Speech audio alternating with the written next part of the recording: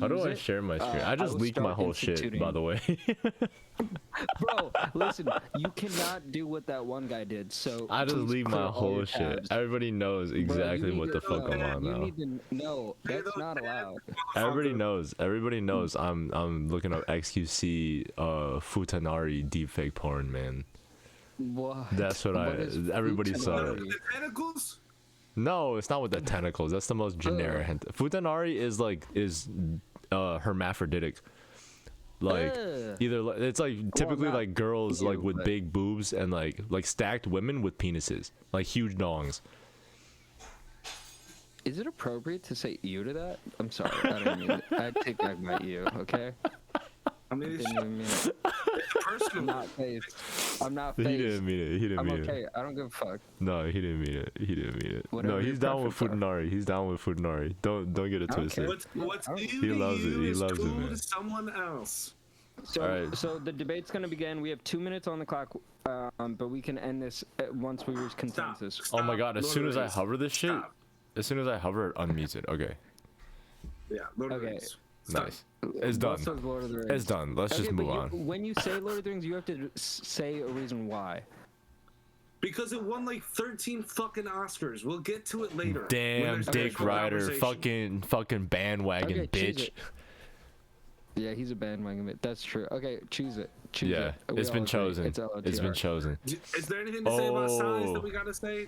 Anything Here we gotta go. cover there? I don't know. This is a pretty Ooh. insane one already. Which one is it? Volume 1 or 2? It doesn't say. I'm assuming it's the whole collection. No, No, look at this the is trailer. volume That's 1. This is volume 1. Yeah, That's it's volume volume 1. Yeah, come I on. had There's to Lucy choose Liu it, right chose there. Volume 1. Yeah, 'Cause okay. Without volume 1, again, without volume 1, there's no volume 2. I'm gonna Of be course using that not. debate. What kind of statement is that to make in the first place? That's like saying without Shrek 1, there's no Shrek 2. What the fuck does that mean? I think that's such a fire take. I'm just gonna spam that take. That's why I chose volume 1. Okay, but let's stay on topic. City of God versus Kill Bill. Well, have you seen City of God? Yeah, I watched it with you.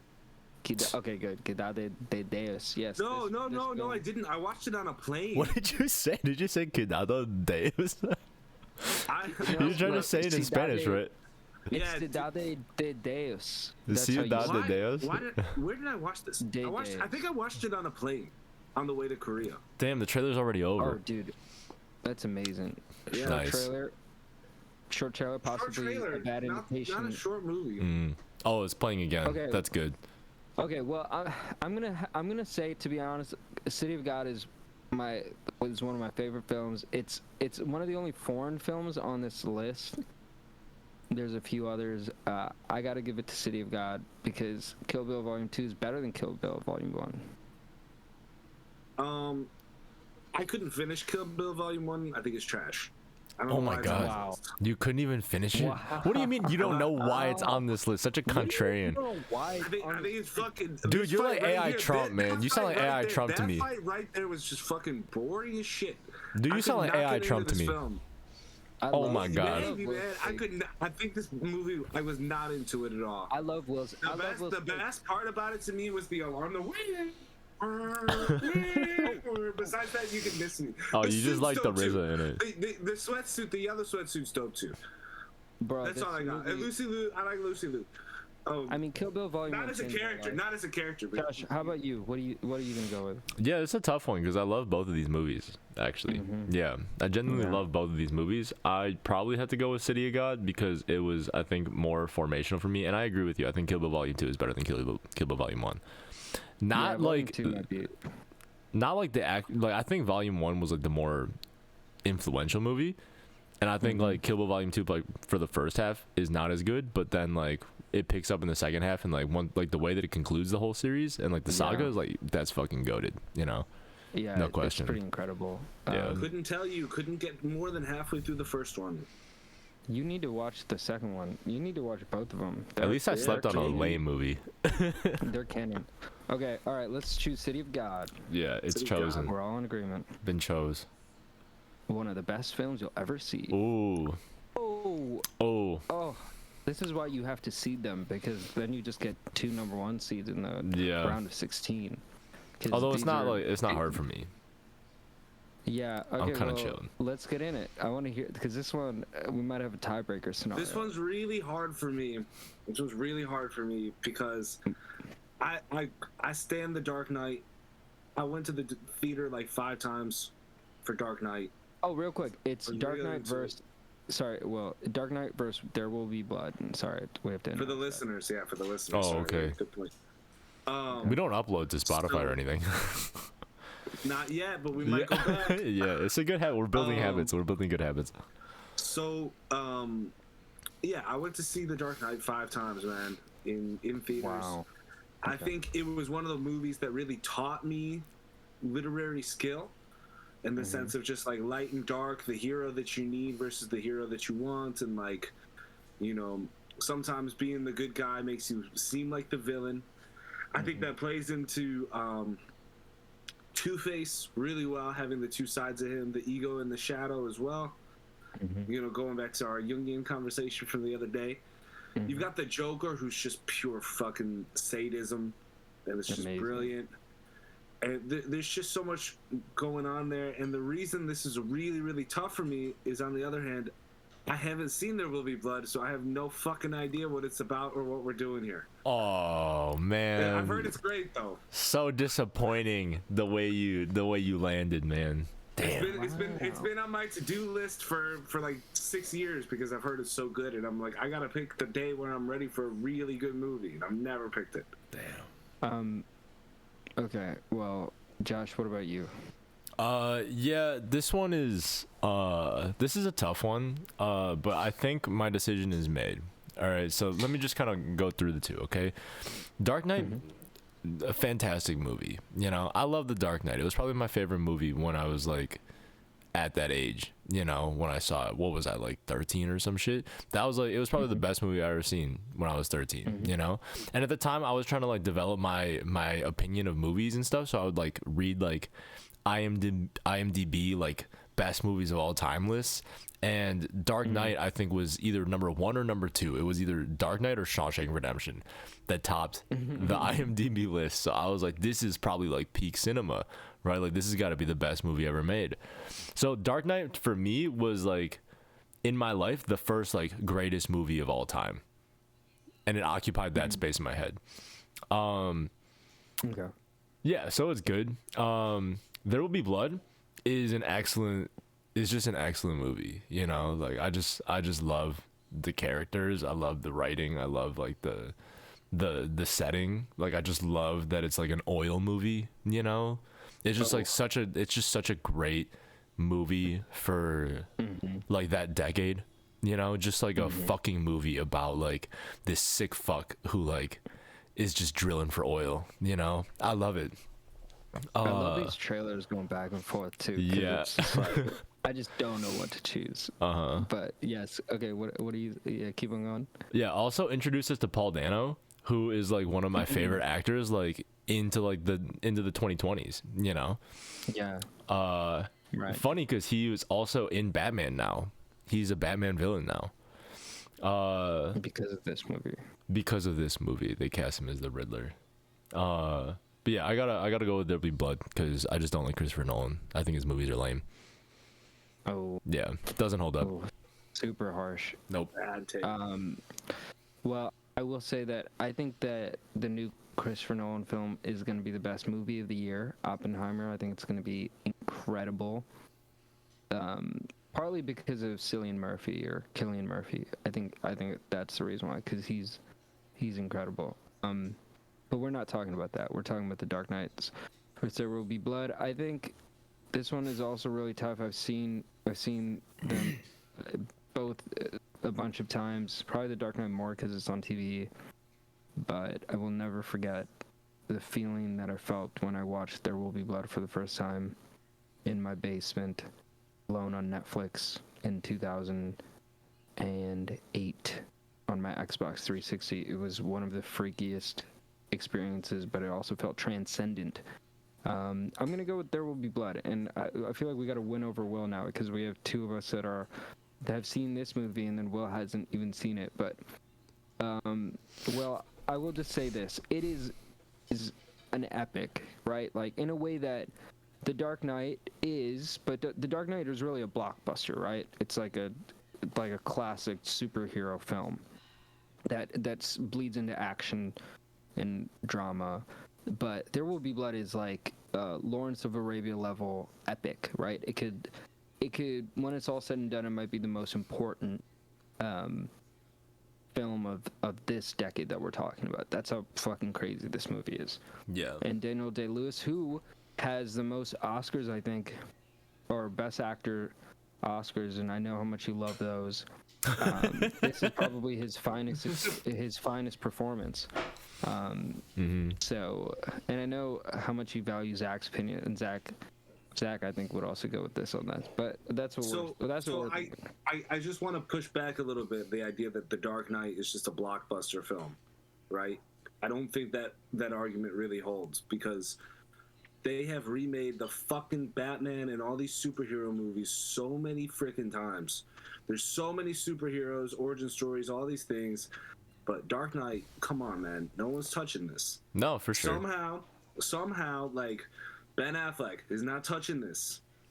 You know, our boy, what was it? I mean, I remember his vampire name, Pattinson. Pattinson. Yeah, Pattinson, man. Not touching it. Who did you say? Ben Affleck? Yeah, it was Batman. Yeah. Oh, okay. He still is Batman. They just don't know how to choose. They're so fucking bad. But they that fell into disarray. This is like, you gotta remember, Dark Knight came out when Marvel movies were still, you know, getting started. Like the Iron Man 1, Hulk 1, Thor 1 wasn't even really out yet. Was still going to take a little time.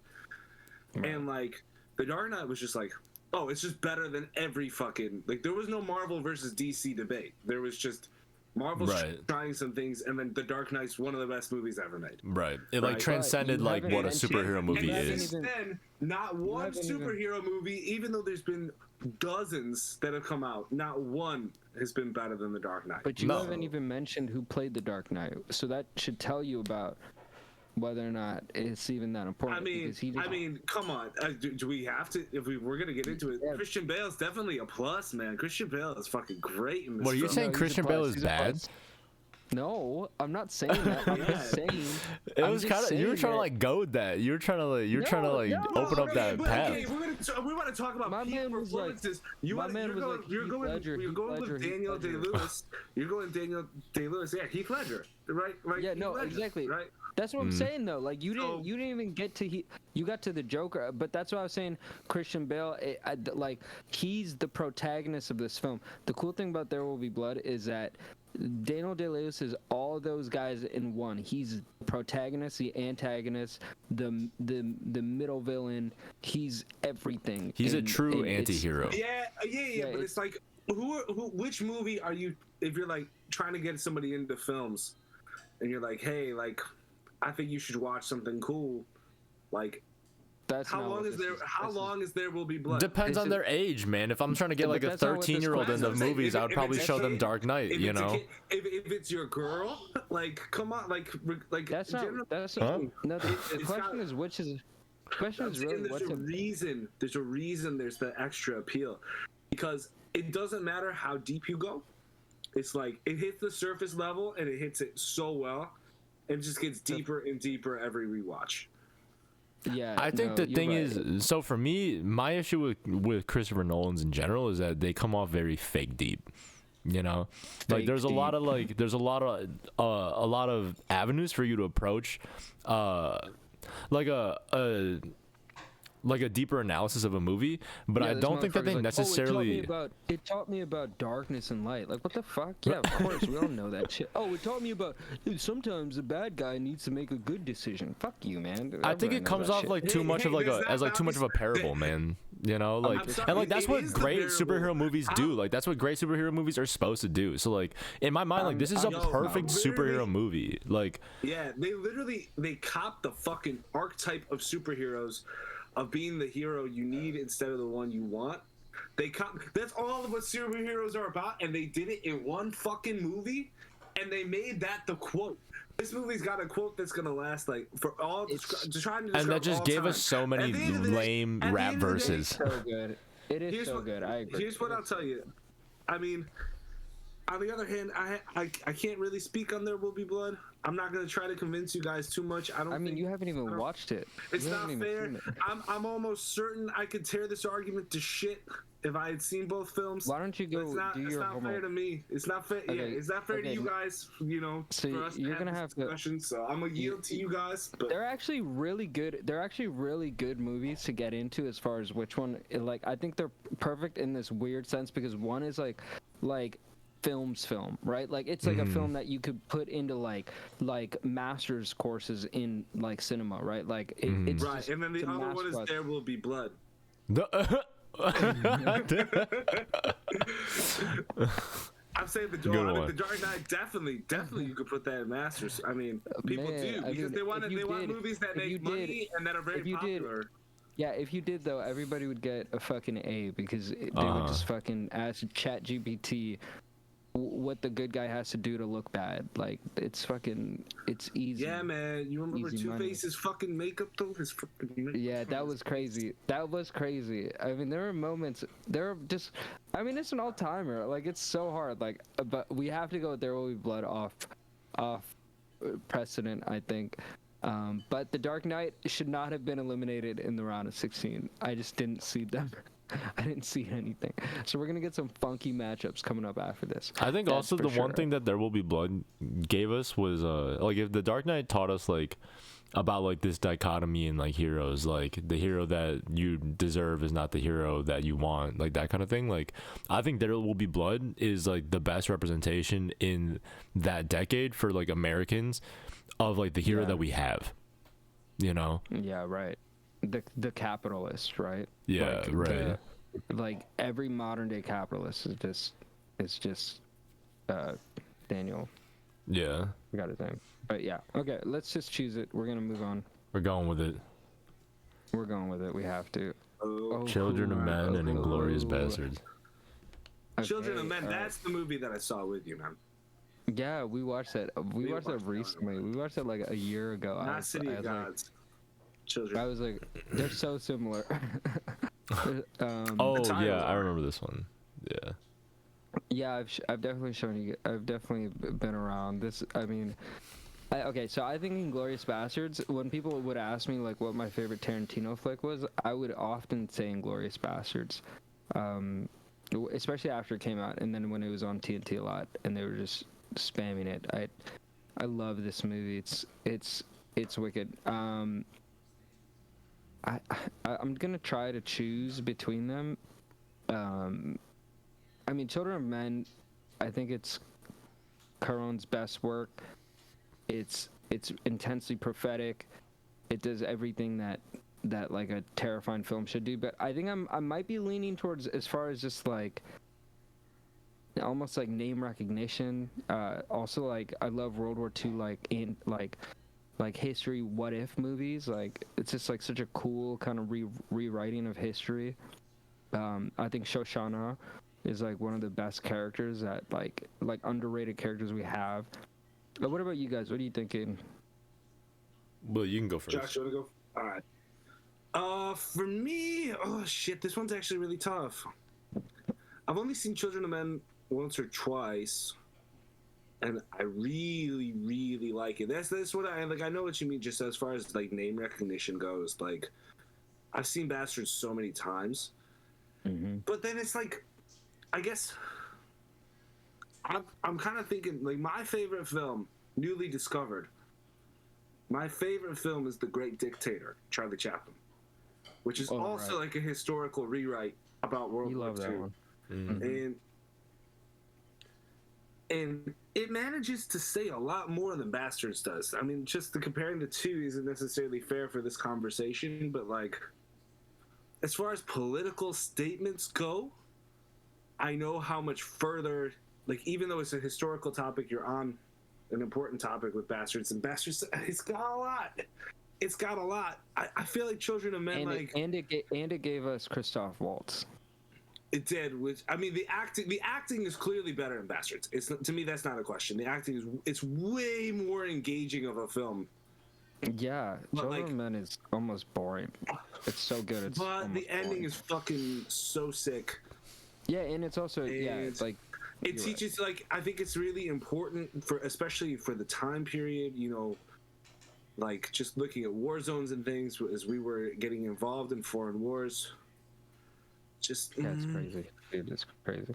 Yeah. Okay, wait. Don't choose yet. Don't choose yet. Don't choose yet. Yeah, I don't Okay. even want Let's to all answer yet. let's all lay it out, and then Josh, I want you to lay it out for us too. All right. I'm just gonna reveal some bias here. Wow, this motherfucker hates Tarantino. No, that's not even the bias I was gonna come out with. I love Tarantino.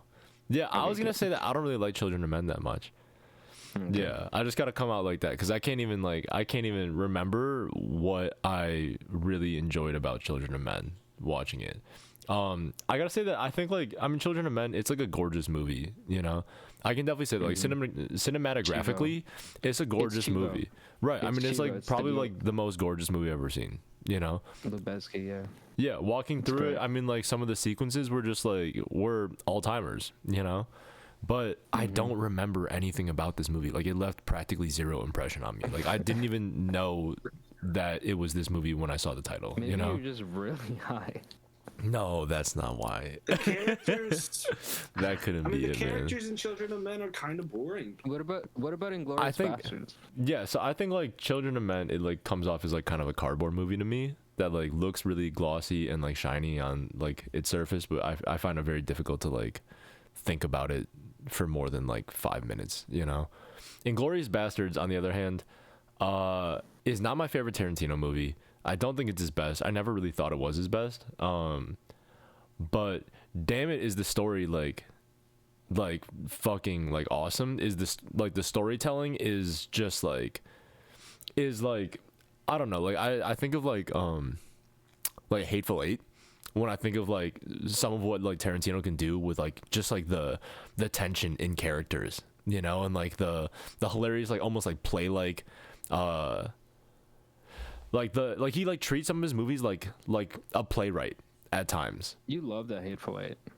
I love Hateful Eight. Yeah, I think it's like one of his best movies. I just think like because it's like there's just a lot of like great craft in it. But we're not talking about the Hateful Eight anyways. I think like in Inglourious Bastards, I think Tarantino just has like a really great understanding of like his audience and like how to like engage them through like irony and like expectation, like to like create like these like false leads and like get you to like just like bite on something that like you're not supposed to bite on, you know. And I think that Inglourious Bastards, like I love like the whole like false history genre also, you know. Like I think like Tarantino does it better than like pretty much anyone in like contemporary film, you know. I think like my issue with with Inglourious Bastards, if anything, is probably just like I don't get the point of it. You know, like Well, we can come back to that. I think Right. maybe down the line. Right, I that's think for fine. me, like just with ultimately, I'm remembering Children of Men, the ending scene. You know, spoilers, I guess. I'm not gonna get into it too much, but like when she's walking down, when she's walking down the stairs, and everyone's looking, you know, Dude. like that is a scene that you cannot fuck with. Like that is like, you know, it's a story that it's a different type of story that gets to the point. There's very few stories with like immaculate birth level awe and reverence Yeah. in their that's stories, true. and that's amazing. Like that's a plot point. That's a story beat that I will never forget because of how brilliant it is and how well done it was. The It thing gets is, for better. me, Inglourious Bastards has like 4 of those moments. It does One of have a them lot. being the first scene. Right? Yeah, the first scene exactly when she's running And after the so Au Christoph revoir, Waltz, Shoshana. you've Au got that. revoir, Shoshana. You got the redux of that, which is like I guess maybe not quite that level, but I say it all the time. But wait for the cream. Oh, you dude, got- just Yeah, so funny. you've got the card, the yeah, Oh, with, Con card. Yeah. that- And then you- I forgot the other blonde. and you chick's got the name, but yeah. burning down the theater. Right. There's just so much here that like Children of Men has a scene that I will never forget, and I think it's a really solid movie. These are really Bastards just is like, it's just, even though it's long, beginning to end, I'm never bored. I'm never bored. Okay, also I just realized what's probably happening is that it's gonna start making us choose, because I didn't choose the order. Like, bro, we're basically hitting the heaviest ones out of the way. So this is gonna get fucked up. Yeah, let's go. Real fucked up because we're basically doing the ending. And you started with Signs. All right, we're going with Bastards. We're going Bastards here, right? Yeah. It's 3 for Bastards. Let's do it. But let it be known that Children of Men is in my top 5. But but let's go with Bastards. Yeah. All right. Let's do it. 3 for Bastards. Not in my top 5, but let's do it. Personal top 5 best of the. I also have not seen No Country for Old Men. God damn it, motherfucker! Such a mistake. I told you guys the topic. Y'all were supposed to watch every one of the best movies. It would have been such a great week for me to just go out and do this shit.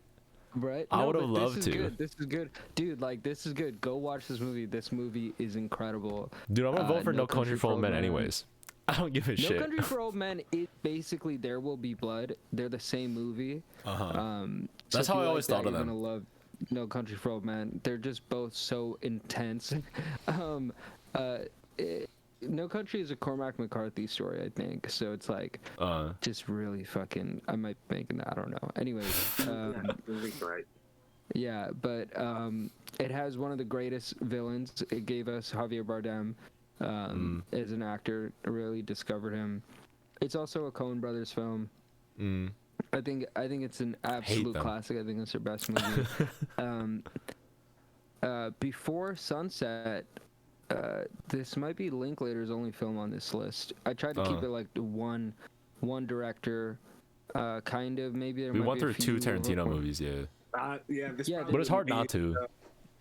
Probably wouldn't be the Linklater movie I would have chosen. Which one were you thinking, Will? School of Rock? Maybe, over this. No, I was gonna put School of Rock in. Was Waking Life there? Like, no, I put Before Sunset over Waking Life. But I could have chosen School of Rock, and I like this pick. Like, shit. You know, the thing is, I didn't have a lot of romance films, so I was like, we need some romance films. So this is that. It's basically the best romance movie. Like pure, just like, oh, these two people are in love. Oh my god, this is amazing. It's also one of the most unique films, I think, and it's so daring in its kind of reach because it takes place within the same time frame as when it's as the movie moves on. Right, there's no jump in time. And also, like, it's like this experience that you'll almost, wow, look at the movie clips that are playing after. That's hilarious. Dirty Dancing, Havana Nights. Okay, Will, have you seen No Country? Yeah, I've seen No Country. What are your thoughts on No Country? No Country is boring as shit. Will doesn't like No Country at all, man. I don't like. That's a stretch. I think it's really good. I think it's really well made. I think it does a lot of things really well. Pretty intense. It's really fucking intense. Even though it's boring, I think it's really intense. It's like, it's just a really dry movie. Is like the one thing I'll say. Like, to me, it feels really intense. It's very violent and it's very dry. I love all that. I love all those things. On the other hand, for me, Before Sunset, it's just a total miss of a movie. It barely passes. Like, before Sunrise, right? The original, the first one. One of my favorite films. Yeah, I've ever seen. Love it. You love it. You love it so much. I obsessed over it just so much. You love just it thinking so like much. Getting excited for rewatch, getting excited for the whole trilogy. I watched. That's what's so funny about Before Sunset was just like about this take. It's just Before Sunset's just it's just super mid. It's just super mid. I love this. I think it resolves some of the questions. I like one thing about it, which is how it resolved the question from the first movie. And then I didn't really like the dialogue was better. The fucking like the whole thing Before Sunset is like but it's better. But it's like it's not so much better that you need to revisit the entire like. I'm really hoping the trilogy redeems itself with Before Midnight. I'm really hoping because otherwise, none of us have seen yet because we've all decided we will see. God damn it, Josh, you bastard! Josh, I told you this. Will and I and Zach are gonna watch it together. I'll watch it. I want to watch it with you guys. Fine. Come on, I want to watch it with you guys. You have to forget. I already forgot. Done. That's exactly the thing. Before Sunset, I don't remember a fucking thing. And like, considering how much I obsessed about the first one, that to me feels like a legitimate thing. Yeah. So for me, I think No Country for Old Men is one of the most overrated movies of the decade, and I'm still picking it over Before Sunset. Dude, I love that. I'm gonna actually. I feel like I'm turning my back on because again, this is probably my favorite romance film or whatever you want to call it. I don't know. But one of my favorite. Are you embarrassed of calling it that? Are you embarrassed of saying the word romance? Yeah, I hate saying it. Stop it. Stop saying it. Okay, so No Country for Old Men, for me, it's I'm gonna give it because he gave us a Javier. Which I love, and I want to see No Country for Old Men go up against There Will Be Blood, so I'm gonna choose that one. Josh, I know you haven't seen No Country, and I know you want to go with Before Sunset, but I gotta go with Before Sunset. Obviously, it's almost impossible that No Country's making it through the next round. I don't think it's that good of a movie, so that's all right.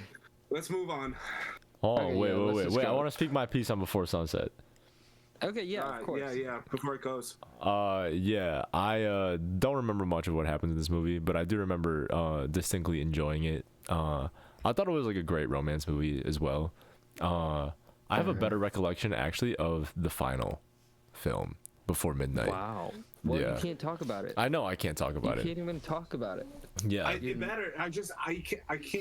can't endorse a movie that I was really excited about and don't remember. I do really like Before Sunset though, and I also would like to say that I think like romance films. I love romance films. It's one of my favorite genres. It's probably my favorite genre, honestly. That's amazing. Yeah, I think like it's just something like you get something very like human in romance films, and I think this one does that extremely well. Like you just kind of like cut right to the heart of the issue. Like you forget all of like the fucking storytelling and like stupid bullshit. Is life about shooting people with like a contraption that Javier Bardem makes in his hotel room? Or is it about these guys walking in Paris after not seeing each other for 8 years or something? Exactly. Yeah, so I gotta vote for that, you know. Yeah, because it's just it's a healthy reminder. Shit, man, you're almost turning me around. You know what? Well, you're turning me around. You turning me around. You turn the hell. Because honestly, we're getting rid of No Country for Old Men. Oh, also, I don't like the Coen brothers. Yeah, I don't like them. Suck. I think they're so boring. I think they're so overrated. Fargo is good. It's fine, but it's not like amazing. Fargo's dope, but I think the Coen brothers are just super white, and they're like white critics just gas them up, and they're kind of like this thing that like wouldn't be as good if there wasn't white privilege. Like they're a great example of white privilege in the film industry. Amazing, amazing take. The best take all night. Fucking great. I love that. I just pulled that out of. All right, we're going with Sunset. We're going with Sunset. With it. I mean, if it was a different part of the trilogy, this would be easier for me. But that's fine. You keep picking movies I haven't seen, man. What the fuck is The Cove? I've never even heard of The Cove. Who the fuck has heard of this? Spirited Away. I didn't put any. This is like an animated film? No, it's not even. Documentaries. I didn't put any documentaries in, so I was like, shit, I gotta put some in here. Oh, that's great. I put The Cove in because it's actually one of the greatest documentaries of all time. Is it this Shamu thing? No, it's the OG. It's the OG version of that where they like uncover this incredible like it's an espionage documentary about like these Japanese fish industry folk and what they're doing, and these guys just bust it down. But it was ahead of their times. It was like really one of the first films to be taken seriously from like a journalistic standpoint. I'm taking that back, but it's one of those films that like it merges those worlds together. We see that a lot today. Like that's kind of like everybody's trying to make shit like The Cove, but when The Cove came out, it was like, one thing I realized too is like the 2010s were just filled with incredible documentaries, like insanely good. But the aughts, you had like a handful that kind of came through and like shifted the culture, and The Cove is one of them. Like we don't have like, and like Food Inc. was another one that I was like, maybe I should put this in, but I put the Cove inside because we see so many like it's one of the most important nature docs really. Anyway, well, yeah, it's interesting you say that. On the other hand, animated movies were doing way better in the 2000s in comparison to the 2010s. There aren't many 2010s animated films that are really Despicable Me. with. Right, exactly. Wow. But yeah, so for me, I just have to default, go to Spirited Away because I haven't seen The Cove. Same. Spirited Away is just an amazing film. Yeah. But I'm glad you gave it the shout out. I want to check it out. Definitely watch The Cove. And yes, I agree. Spirited Away is it's incredible. It's an incredible film. Spirited Away. Let's say more the next time we see it. Let's keep for moving. sure. Cool. We'll keep moving. Yeah, I agree. I told you we're gonna take the whole fucking time. Yeah, I'm gonna start instituting the 2-minute rule. Lost in Translation and Oh Brother Where Art Thou. Again, another Coen Brothers movie that I haven't seen. Brothers film. Yeah. This is actually one of the funnier Coen Brothers films. I've never wanted to see this movie. I hate this choice. I have one movie that I couldn't finish, and one movie that I've never seen. Which one have you not seen, Will? Which one have you not seen? I think Lost in Translation is super mid. It's so mid. Weird. It's so mid. It's also fucking nepotism. Like, come on, like. Yeah, for sure. Come on, Sophia. We've all seen her in Godfather 3. She's fucking mid. She's trash. Trash movie. It could have been dope as fuck if it was good, but it wasn't. Oh Brother Where Art Thou? Not gonna be hard to do better than Oh Brother Where Art Thou, though. Fucking boring ass film. Man, we hate the Coen Brothers here. I love that scene with the in the studio. Yes. The scene that's the only scene I ever see anybody mention. But and the siren. Also, I think how you were probably watching this movie when you were like 6 years old. That one, right? It just probably went over your head. I think I was like 16 to 18, 19. Oh, so you've been in it. Okay, so you've seen it. Yeah, okay, I just did. I was boring. I think I was stoned when I watched it though. I really grew up on this film. This was a movie I would watch when I was a kid, and I was even more confused because I was like, what is this? Like, how is this cinema? Like, what? The trailer for Lost in Translation was better. I'm enjoying the trailer for Lost in Translation more than I enjoyed Oh Brother Where Art Thou. Yeah, I mean, ScarJo's in it. What's up, Josh? What are you feeling? Yeah, I can't say anything about Oh Brother Where Art Thou. I just think it's probably lame because I just don't like the Coen Brothers. But I mean, it's rude to say. Lost in Translation. The thing is with sorry to cut you off. The thing is with Oh Brother is it's based on the story of the Odyssey. Yeah. Who gives a fuck? So is everything. And the Odyssey is good. If you want the Odyssey, read the Odyssey, man. The Lost in Translation.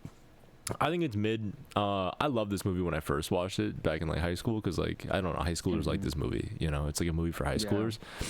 I think it's like really fucking like looking back on it, I just think it's like it's in very poor taste to just document these white people just like traipsing through Japan, as if it were like a playground for their love story.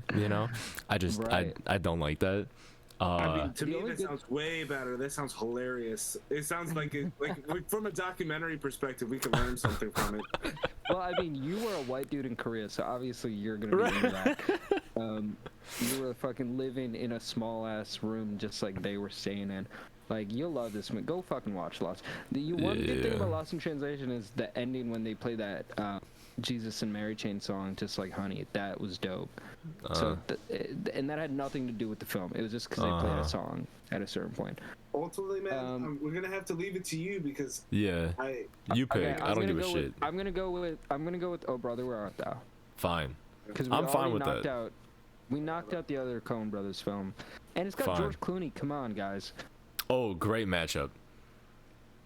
Great fucking matchup. Great matchup. How did they know? That we lucked into this matchup because I totally fucked up everything and I didn't seed any of it. I'm so glad that we have this matchup. Holy shit. Okay, we'll get it started. What are you thinking?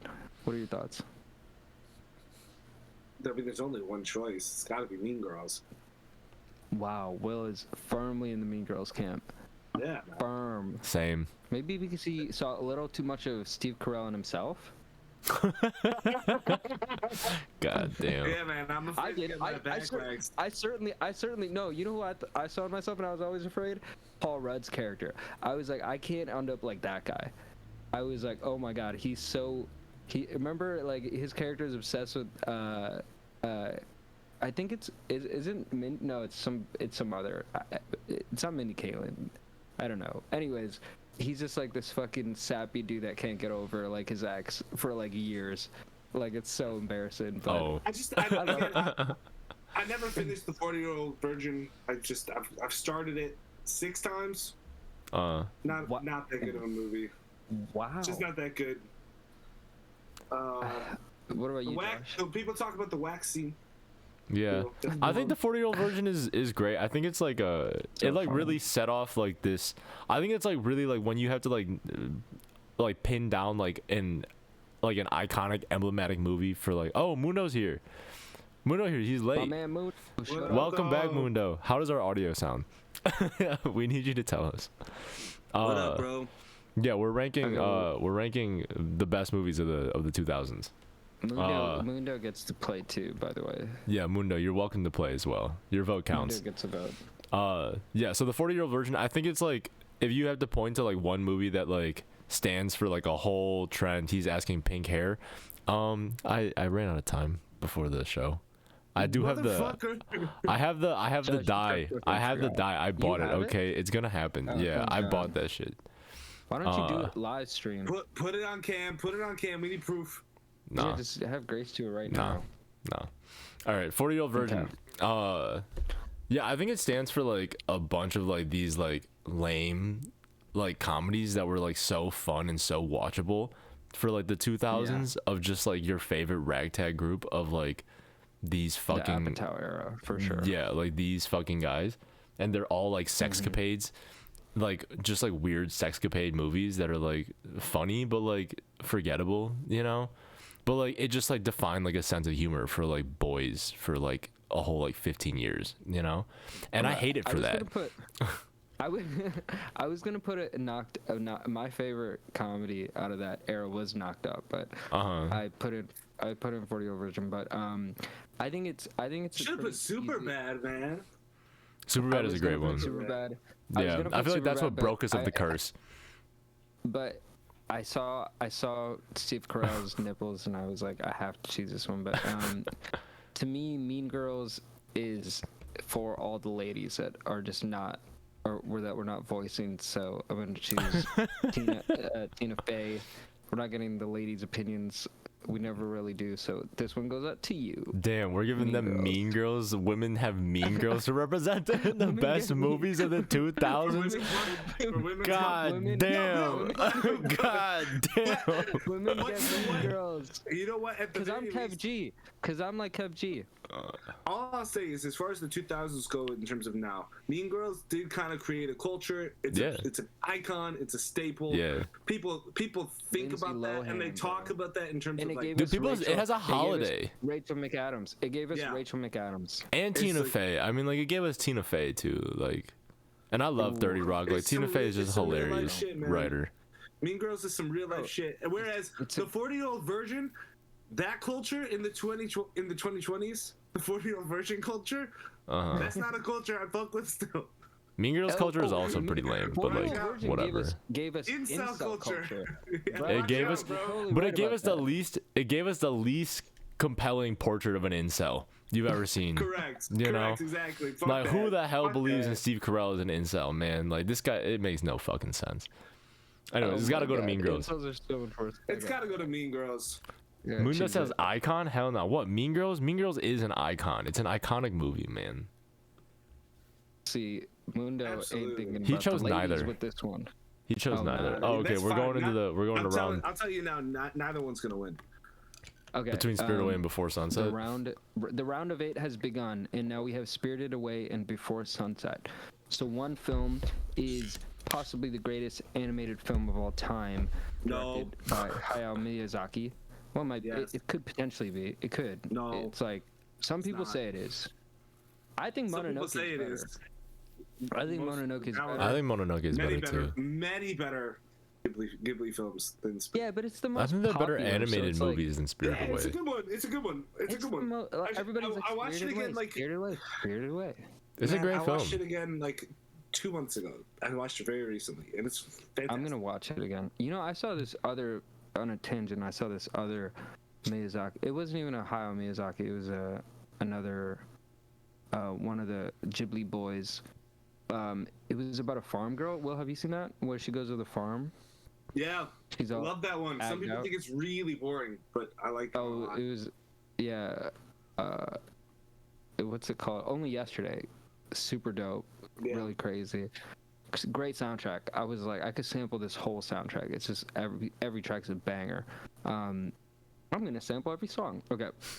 If I had to choose between these, I'm gonna go Spirited Away because it's the only Ghibli we have on this list, and I think it speaks for all Ghiblis. To me, this movie just means Ghibli. Like if you're choosing it, you're choosing a Ghibli film. You can basically put whatever Ghibli film insert in here if it came out in the 2000s. Josh. I'm also gonna go with Spirited Away, just because I think it's just a more evocative movie for me, you know, or evocative. Yeah, I just think it stands for just childhood fantasy in a really interesting way. I think it gets dark and light and weird and sticky and funny and just it has all these hilariously great images, her parents turning to pigs and eating it, that one thing. It feels like the Odyssey, you know. And as a kid you get introduced to that world. I love Spirited Away. It's a great movie, you know. Before Sunset, what does Dr. Mundo think? He says the last thing he said was, I'm an elitist prick. And he's not voted. Who's an elitist prick, Mundo or you? Mundo. Mundo's an elitist prick. Yeah, self-confessed. Hey, hey. He knows. Yeah, I just think it's a more emblematic movie of something that I feel is dearer to protect than what Before Sunset represents, which is I don't know, people falling in love in Paris. I don't know. I think it's a little bit I love it. I think it's a great romance movie, but I think it's also a little overplayed. Okay. I think it's a little. Okay. This is not my favorite romance film. You know, what is your favorite romance? I don't know. You gotta let me get back to you. I'll actually think about it. Okay, cool. Y'all already know I already shat on Before Sunset plenty, so it's got to be Spirited Away. All right, we got 3 for Spirited Away. Okay. All right, let's do it. All right. Ooh. Fuck. This is a good one. Okay. Let's let it be known. LOTR could have been. Is Return of the King the best LOTR film? I think it's The Fellowship. Really? Yeah. Some people think it's The Two Towers. I kind of feel like it's The Two Towers. I mean, I always like The Two Towers the best as a kid. Did you know that the Return of the King? It's a great fight. It's the best fight. Great fight. Return of the King's 20-year theatrical anniversary is in April. What's crazy is I think we all probably went to the theaters to see that film. Nope. Yeah. And Josh, okay. I watched it on a bootleg Chinese DVD. Well, if you're like me, it was the first time that I was so gung-ho about art, something that was an artistic statement, that I remember being hey, parents who are fully grown adults, you need to do this, you need to take me to this thing, right? That it was just such a big deal, right? And I remember watching it and be oh my god, and it was probably the only time in my youth that the meaning of a long form version of art actually stood up to it at the end of the trilogy. Because really with Star Wars you had a really weird 2 films, and then the third one was pretty badass, but even then I knew that it wasn't anything compared to Return of the King.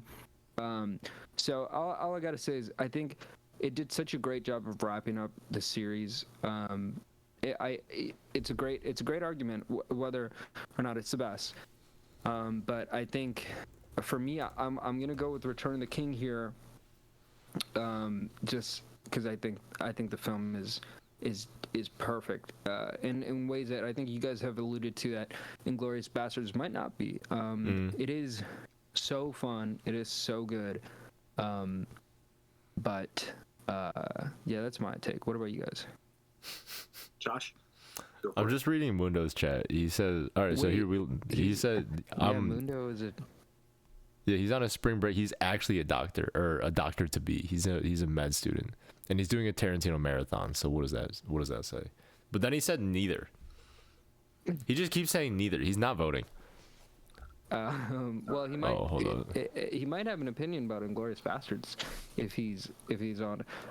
Earlier, Mundo, I don't think I was showing. I wasn't showing the screen after I moved here. So I don't think he even knew what movies we were talking about.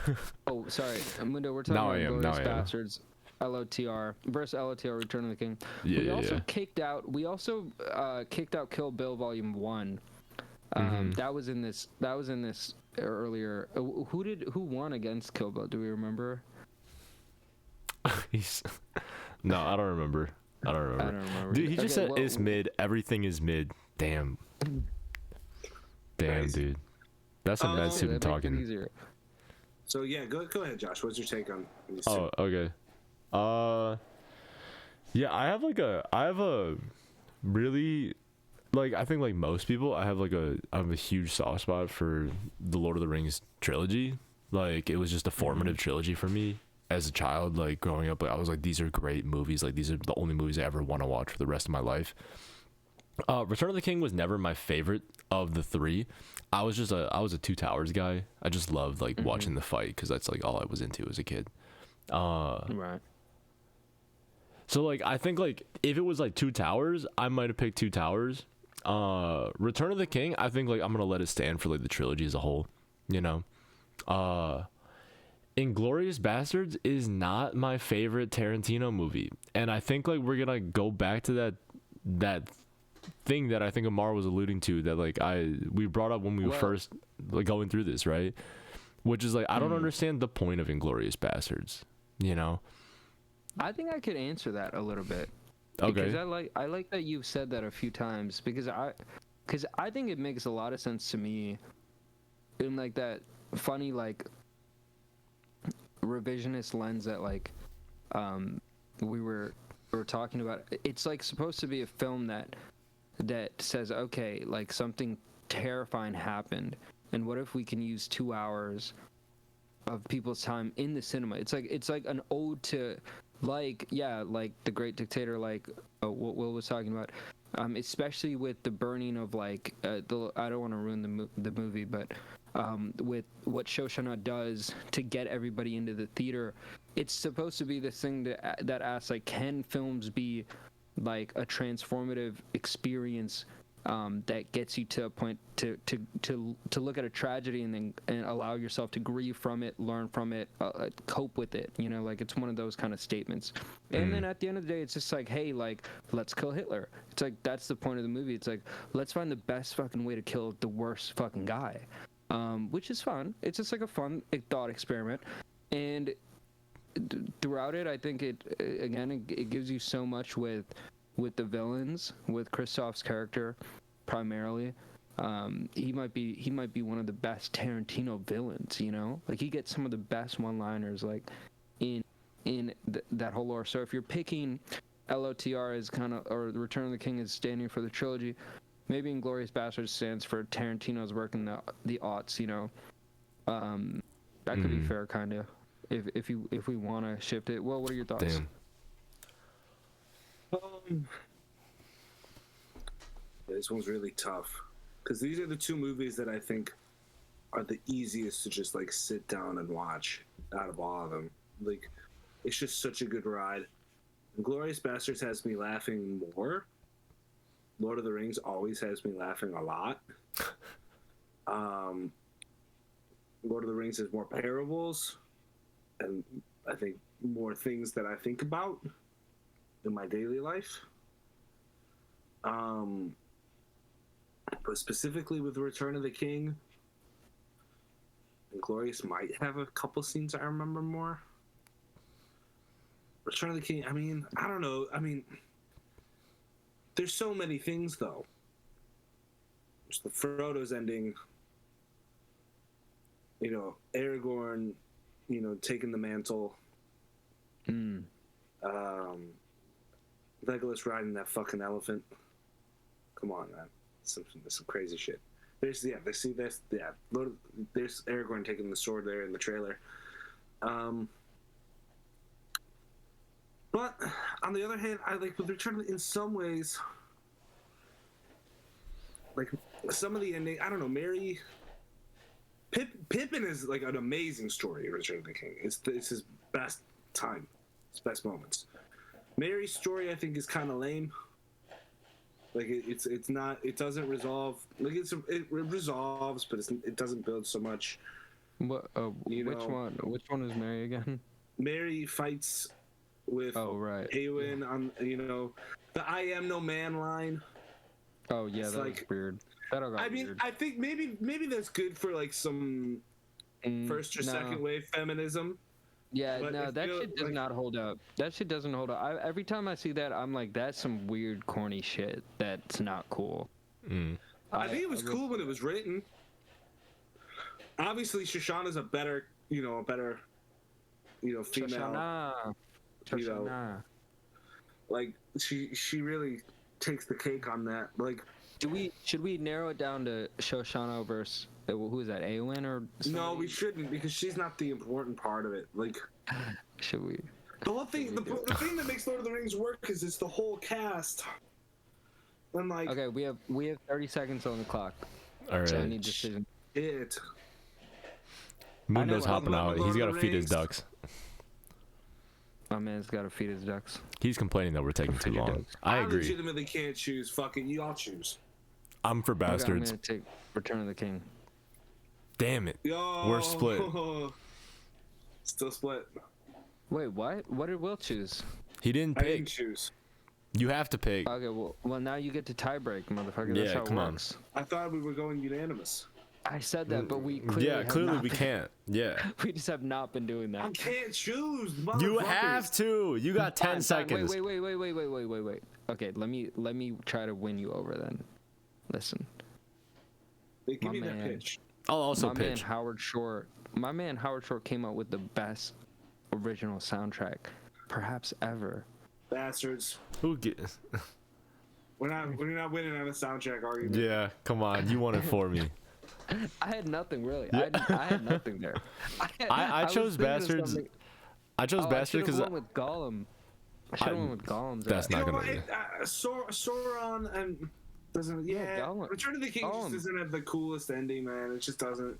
I voted. Yeah, it's great. Maybe it loses because it might not even be the best LOTR film. That's a fair reason for it to get knocked out. I'm okay with that. That's the only reason why. Because really, I love Fellowship. Like I love Fellowship. Fellowship would be winning this whole. There's nothing like the Fellowship for me. Bastards, it is. And Two Towers has the best fighting shit in it easily, and then Return of the King is just like the ending, which is amazing. But come on. All right. Okay. Oh, fine. Bastards. That's an upset right there, man. Yeah. Okay. Mean Girls. I'm gonna go with The Girls. Yeah. Mean Girls takes it. This is just a better movie. It's more fun. It's more memorable. It meant more to more people. These ones are actually similar. They're both trying to be funny, and Mean Girls ends up only being the one that is funny. Yeah, that's why it wins, because it's funny. Yeah, because her brother is just not that funny. The only funny thing about this movie is there's three main dudes. One of them's John Turturro and George Clooney. The third one is the fucking funny guy, and those other two guys really aren't that funny, man. Dude, I wish I knew. Okay. Y'all gotta watch this movie. Yeah. Ooh, okay, it's showtime. A little spicy it's showtime now. This ain't fucking around. This is not fucking around. Okay. City of God versus There Will Be Blood. So on the one hand, I think probably the best film from like an international film of like not American, right? Mm-hmm. I think City of God might be my favorite one. I mean, there's so many, it's like hard to choose, but I did put it in the list. So It's a classic. It's a classic. It hits so close on every level. There Will Be Blood. We've said a lot about it already. I think it might be a better movie. Johnny Greenwood soundtrack is so stirring and terrifying. Will, what are you thinking? I mean, personally, I'm not a huge fan of Paul Thomas Anderson. I mean, I haven't seen There Will Be Blood, but I mean, and then I've also heard that's the best one, right? So like, it's hard for. It's not that I don't like the films that he's got, but City of God is just like, I mean, if we're just looking at content matter, like a story of kids on the streets drug dealing and like it's really realistic. It's interesting. It's fun. I think the editing is really. Like Rio de Janeiro. I mean, are you kidding me? The editing really kicks, really really well. And then if you're gonna compare that to like white oil tycoons, for me, it's gotta be City of God. Oh shit! Again, because I've seen it. Yeah. Right. Well, I think honestly, after you see There Will Be Blood, you probably will choose City of God, based on your taste defense of it, but yeah, your fucking taste. Okay, Josh, what about you? Yeah, this was a tough one, for sure. So here's the thing: is that like, The City of God is like, it was probably like one of the first like foreign films that I loved, you know, that I just felt like so, like I just loved like so many dynamics in it. Like I loved I just love that it's a movie about like documentation, you know. It's got like that meta aspect to it, you know, like the main character is like a photographer, which is so cool, you know, and he's just trying to like see his city. It's about a kid like exploring like what it is like to like what like Rio de Janeiro is, you know, and like that's so cool. And Benny. And like seeing it through like I love like the idea of like seeing it through like these two pillars of his city, you know, like these like brothers like that are like split, you know, like one like is like a groovy, one is a gangster, you know, and like the gangster's only so gangster because he can't pull. He can't fuck. He's got no game. He's got no game. Too ugly. Girls don't like him. He always made me feel insecure because I look like him, and I wanted to be Benny. Everybody wants to be Benny. I was like, I look more like Dice. I was like, fuck. Yeah, so I think it was just awesome. I think it's like I think like this is like a really well done parable, like in this setting. There Will Be Blood, like I feel so much affinity for it because it like really, I think like dredges up like the most like toxic parts of our culture. You know, like I like that it like just has so much.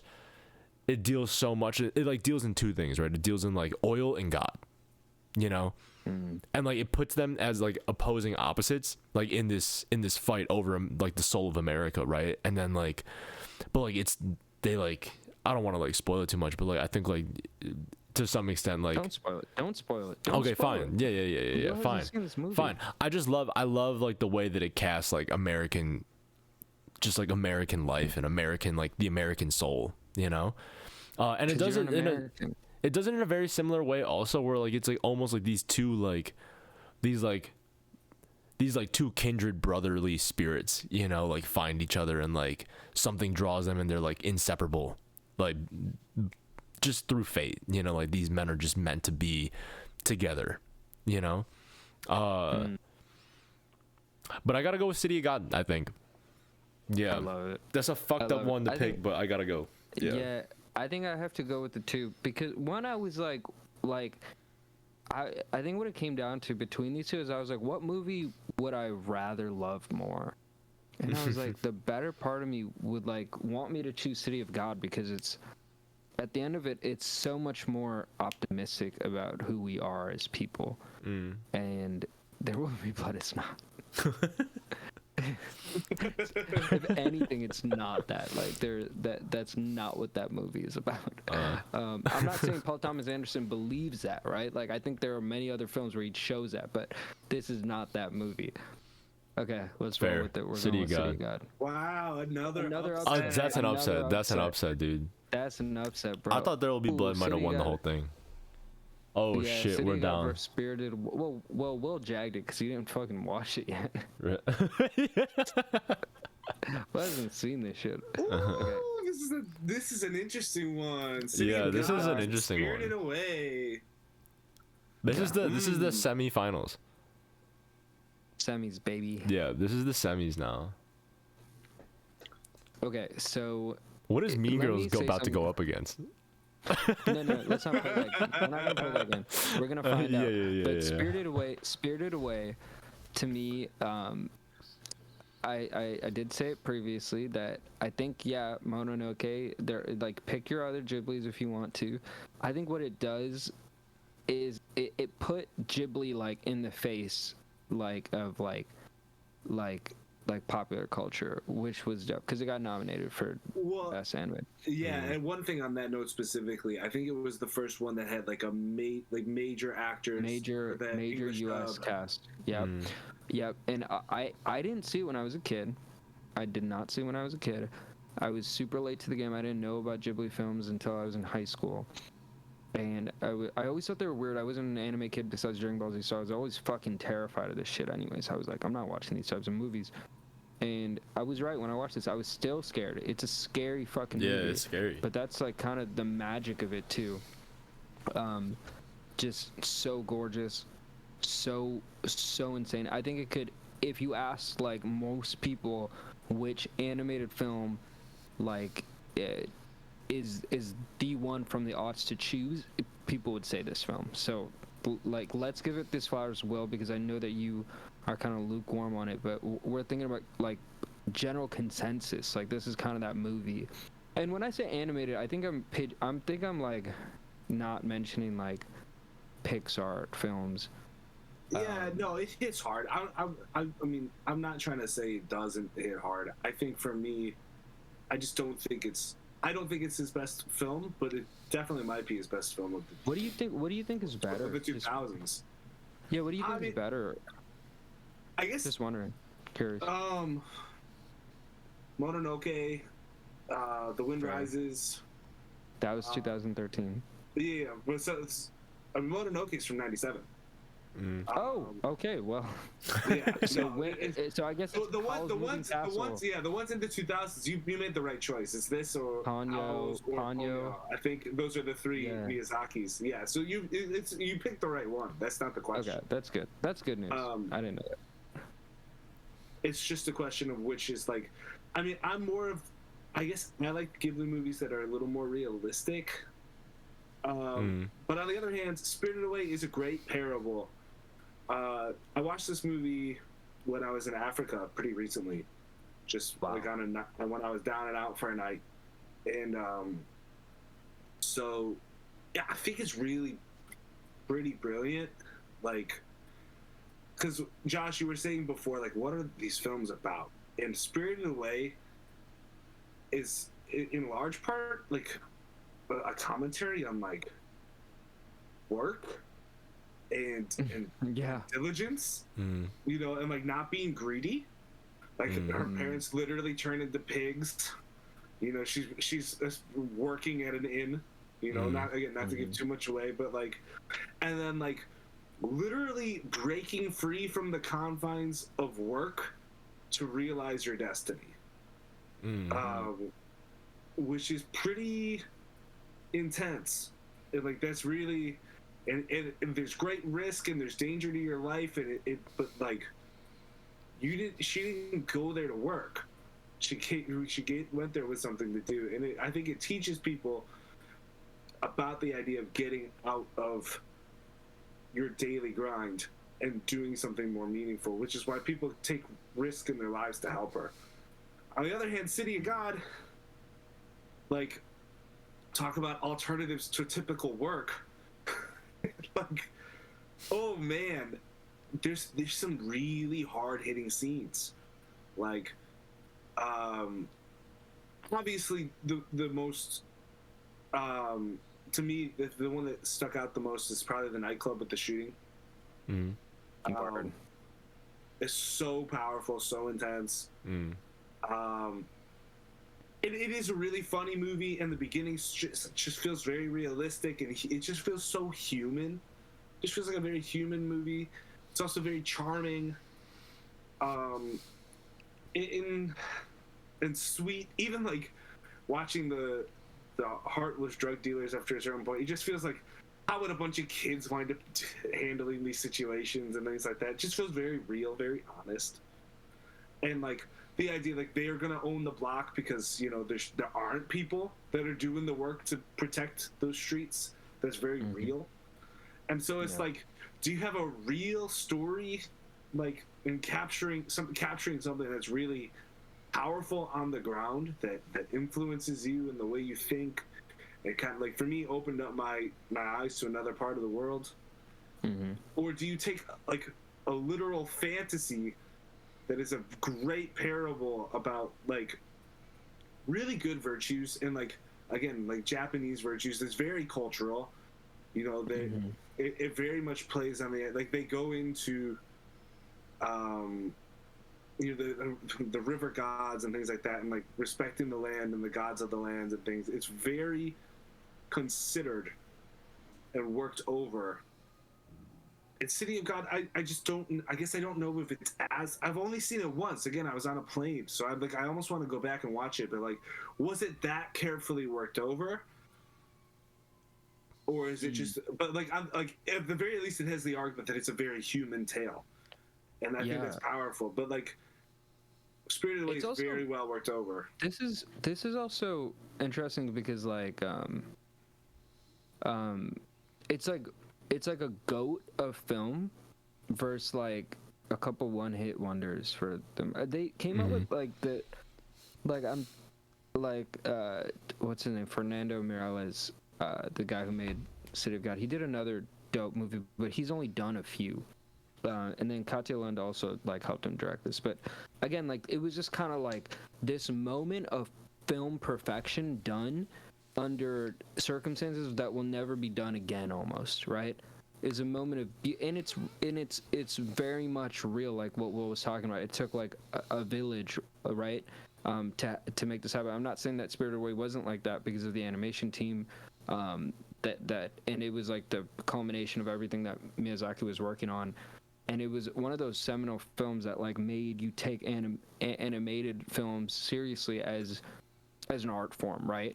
And not saying that like we hadn't in the past, but like really when you're talking about like some of these now, if somebody tells you like a Ghibli movie is one of their favorites, or is what's one of your favorite films, and then you're like, hey, The Wind Rises is, like people don't even care, like they're not gonna go, oh, that's an animated film though.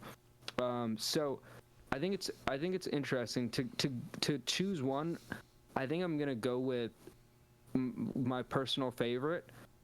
I'm just gonna lean into it. I'm gonna say City of God, and that's gonna be my pick. What about you guys? Josh, go ahead. Yeah, so I'm pretty split on this one. This one hurts, in a lot of ways.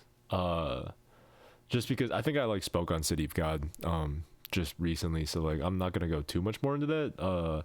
Other than to say that I just think it's like a really gorgeous movie, and I think it like really opened up a part of my heart as a teenager, to like just loving like the art of storytelling, like I loved the fuck out of this movie when I saw it in high school.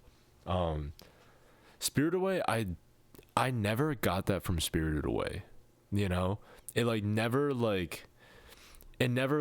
didn't open something for me, which is very weird to say, maybe because I didn't watch it when I was young enough.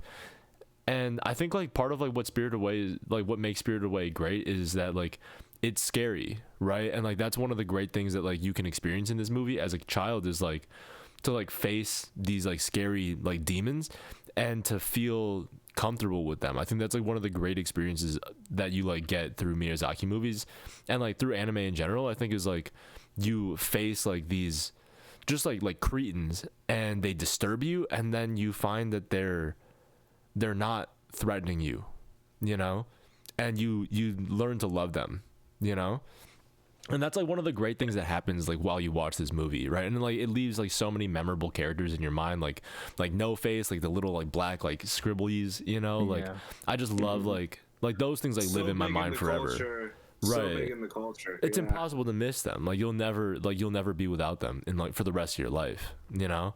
Right. And like I have to say that Spirited Away, like I have so much love for Spirited Away because like it was a great anime epic that existed on like Cartoon Network as I was growing up, like when I was like 10. Like they would show like Ponyo and Spirited Away. Like I would see this like on like my like tiny little CRT that like sat on like my kitchen counter as a kid on like Cartoon Network, and I was like, this movie's scaring the shit out of me. I'm not gonna watch it right now.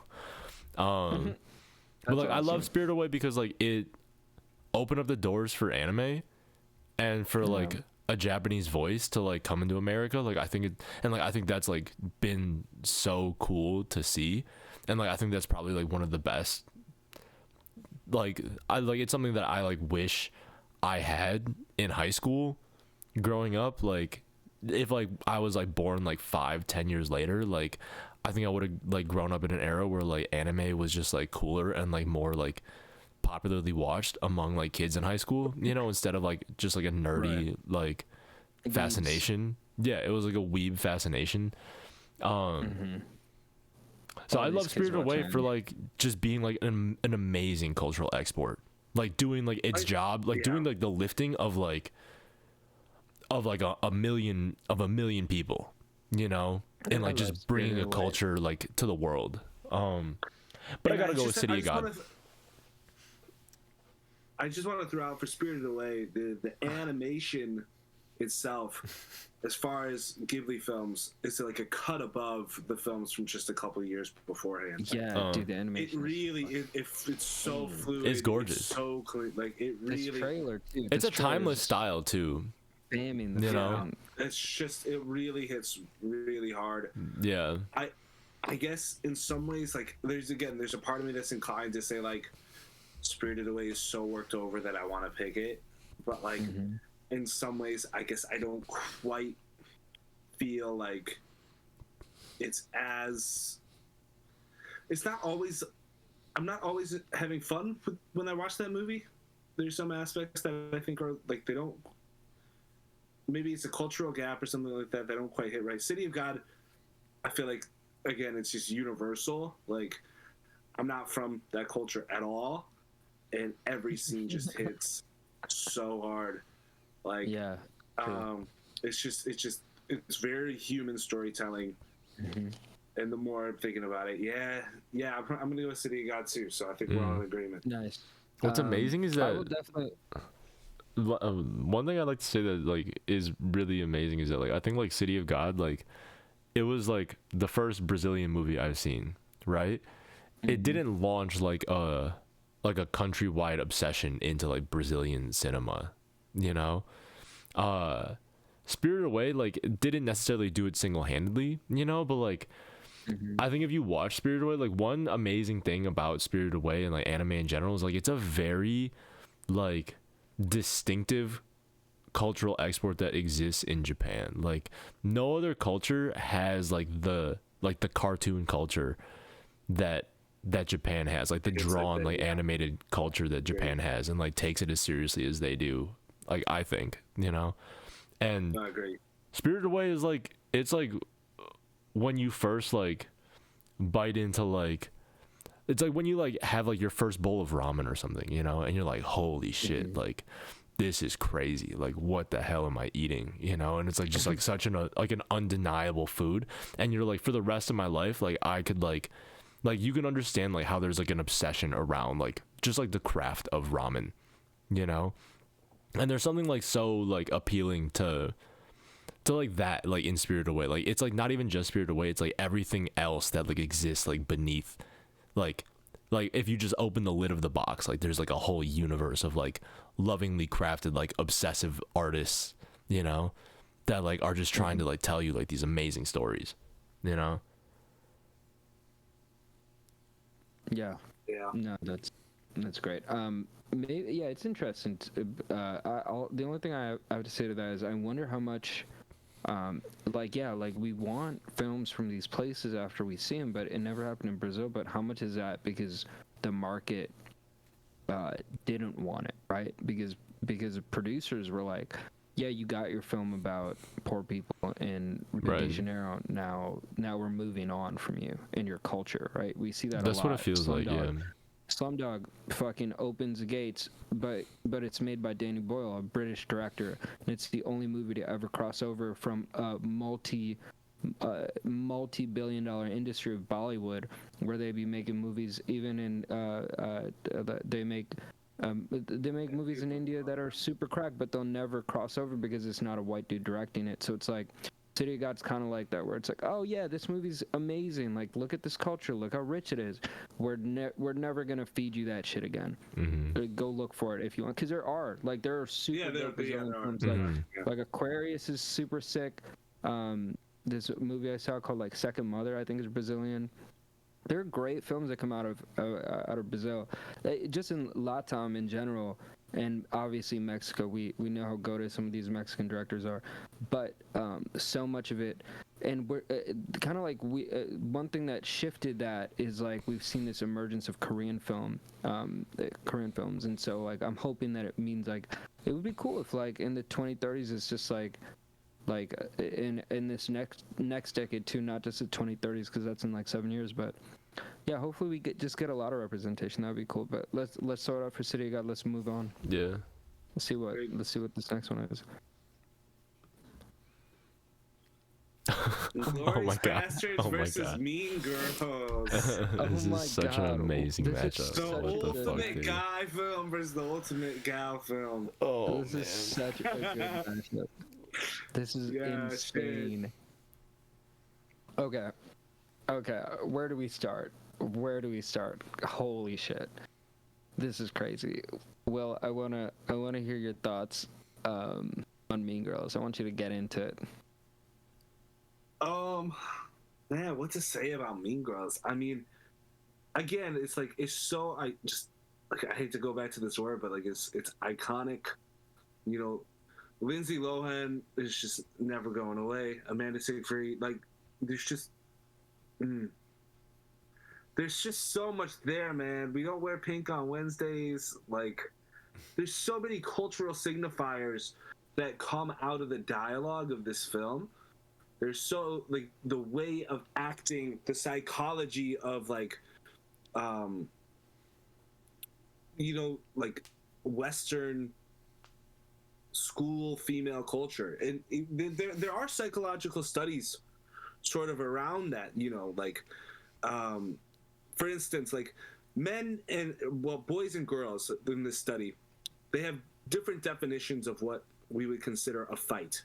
So they went out and some scientists went out and watched Recess for an entire grade of kids, and they went back inside and they interviewed the kids to ask like, hey, was there any fighting that happened during recess? And the boys almost universally would only say like, no, right?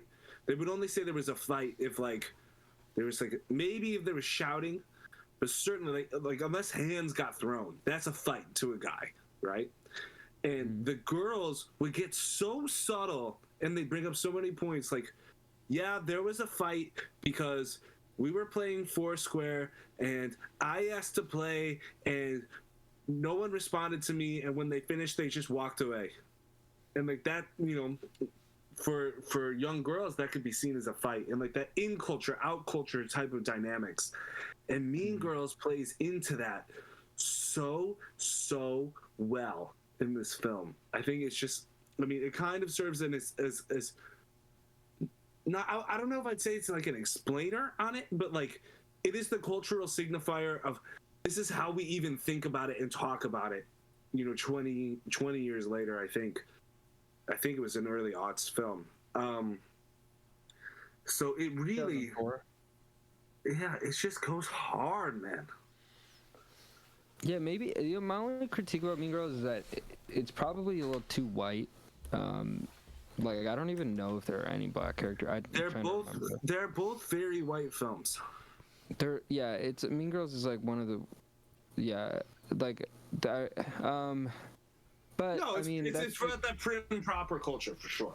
yeah, and so it's funny because, but I mean, I know a lot of people that aren't like that love Mean Girls, so it's like I'm not trying to like just like, but it is. So you got to say that it is very funny. The narration's actually super dope. Lindsay Lohan's fucking great. It's a really really good film. I'm gonna say a few things about Inglourious Basterds that we may not have touched, but we kind of mentioned, and that's we were dancing around Shoshana and we were like talking about her as a character, but and I did briefly say this before, but I really think that she as a character is like one of cinema's best of the 2000s. Really like underacted performance, not a lot of dialogue, just she has to emote herself next to and share screen time with some of the most intense male actors playing the most intense male soldiers and killers and demons, right?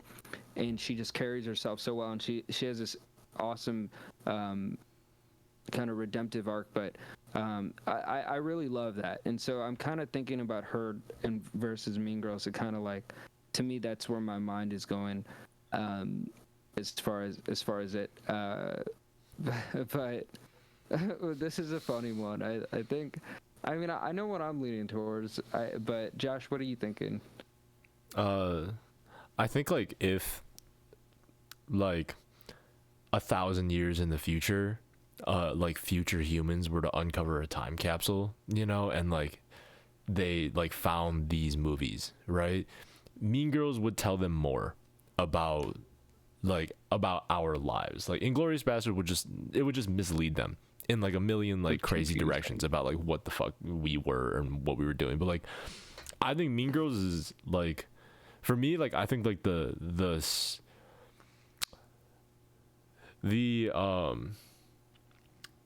value of Mean Girls that has like given it this like cultural lasting power, I think, is like just like how compellingly and how like entertainingly it captures like 2000s like white high school culture, you know, and it like really developed like the myth of that culture. And I think it like created like something of like a prototype and a script for high school age kids, like for like the next like 20 years, you know. I think like kids are still like inheriting this culture like when they go to school, and like I'm like the kids like kids in high school now are so different from like kids like when we were in high school, you know. But like I still think that Mean Girls has like this like lasting sociological like but typecasting. Yeah, what you and Will are getting to, yeah, like especially for our generation, that's what it felt like. You're right. And so like I think Mean Girls has like a lot of like cultural import and value in that regard, but I don't want to like necessarily grade it on like how like important it is in our culture, or like how it like shapes our culture. I agree with you also that like it feels like it's like an extremely white film, you know, and I never felt like included in Mean Girls. If anything, I just felt like watching Mean Girls, like sometimes I would just feel like this is like I would just see like an image of like a culture that I was like, I like am not a part of this, and I don't really want to be a part of this. Like I don't really get it, you know. And like it felt like it's something that I didn't really have like access to in high school, or like I like pretended to have access to at times, you know. And like it was weird. I had like a weird relationship with Mean Girls growing up, you know, because I was like, this is like what I'm supposed to be acting like. This is what I'm supposed to be thinking about in high school. This is how I'm supposed to like imagine high school. But I'm like, if I'm like cast into like a table at like Mean Girls, like they're putting me at like Asian nerds, you know. And I'm like, that's like, no, but that's literally what Mean Girls as an aesthetic and as a like that's what it is. Right. Like none of the girls fit in. Yeah. None of them like right. It's like no one like, really fits into this culture. It's not exactly real. Right. And as a brown dude who went through high school, that's the funny thing, is because I never felt alienated by Kevin G, because I always thought he was so funny, because I was like, that's like the perfect like epitome of like like the other in high school, and just like I loved it. I never was like oh that like it's nothing but love for him for being so wild, so funny, like being like stealing the show and being like everybody is whack because they're all white and none of you are having fun and I'm gonna be a rapper like it plays into almost everything, and it's like the perfect stand-up movie where it's so rude and you're gonna be PC, but if you're gonna be PC you're gonna be a fucking loser and not enjoy it, because you gotta play into that. Yeah, right. Which is kind of the best part about it, and that's why I think Tina Fey is a genius for it. I wish she did more films. I wish she I wish she had a body of work outside of 30 Rock that like she was like, you know, because I felt like I don't know. That's a different. She did a bunch of films in the 2010s, you know, with like with Amy Poehler and stuff. I feel like she was acting in most of those, but I mean, she acts in Mean Girls too. She's in it. She's in it, yeah. The thing, so I just want to go to Glorious Bastards for a second about what we're saying with Shoshana, and like, I agree with you there. I definitely think I agree. Maybe the best female lead role of the aughts. Looking at this list as we're looking at it, like, there's a very good argument. I think Hans Landa and Christoph Waltz stand as one of the best villains throughout the aughts. I think that's definitely true. But on the other hand, you gotta, like, looking at Bastards in a way, that's the side story. I know it's how it starts and ends in a way, but, and not to say I don't enjoy them, but like, the movie's about the bastards, right? Yeah. Like, totally. And so much of what they do, it's so much fun. It's super entertaining. They're just so wild, and it's such a thrill to like just go through that movie. But like, I don't really know how deep they go, like how deep they really are. Like some of the characters, like the guy who turned on the Nazis, right? The one that they break out of jail, and then who eventually gets killed in the card game. That character's really not deep. Or the bear.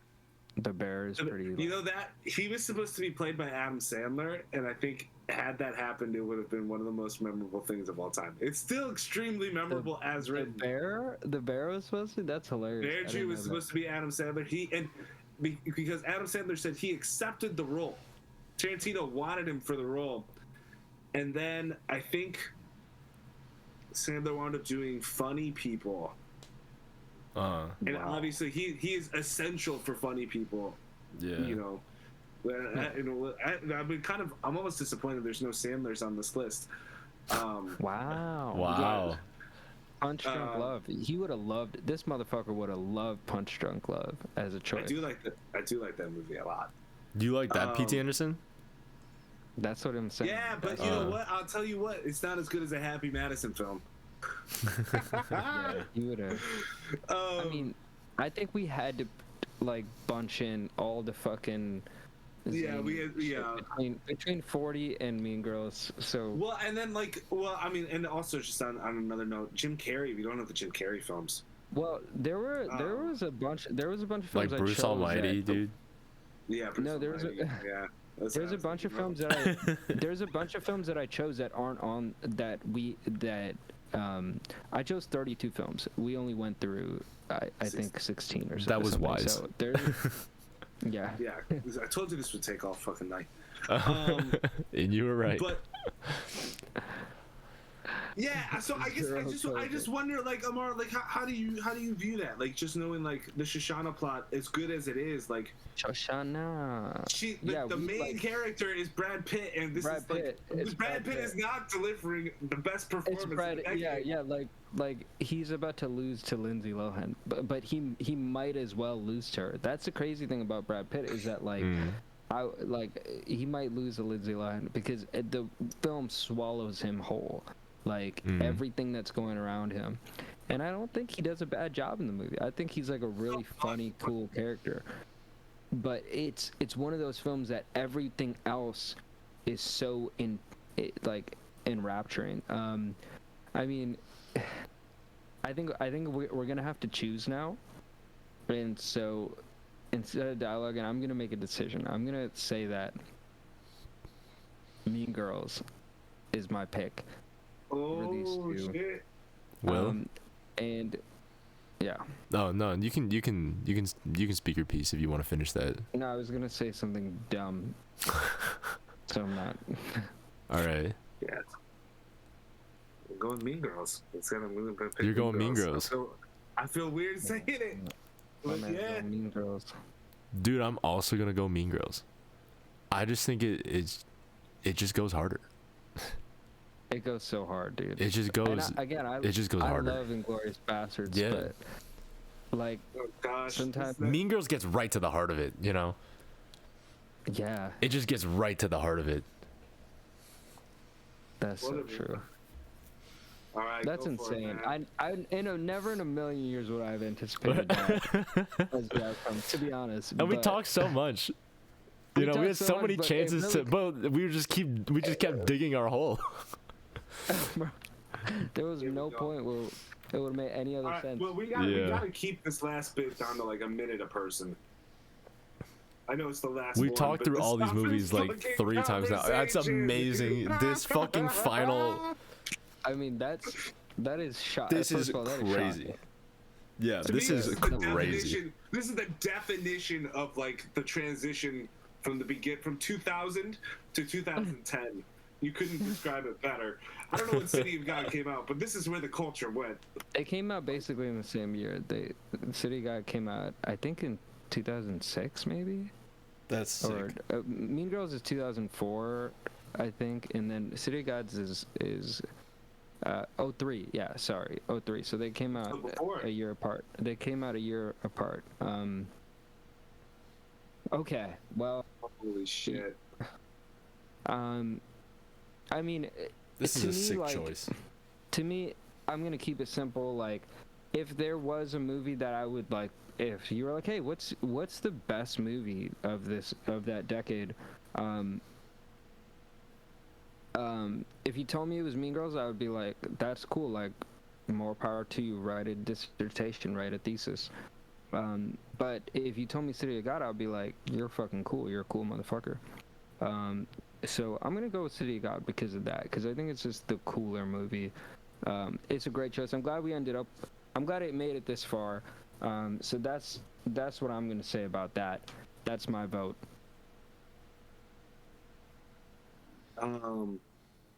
I feel like Mean Girls sort of represents the end of, I don't know, like modern culture, like modern as opposed to postmodern culture, right? Like the old way of viewing Before things. smartphones. Yeah, pre-smartphone.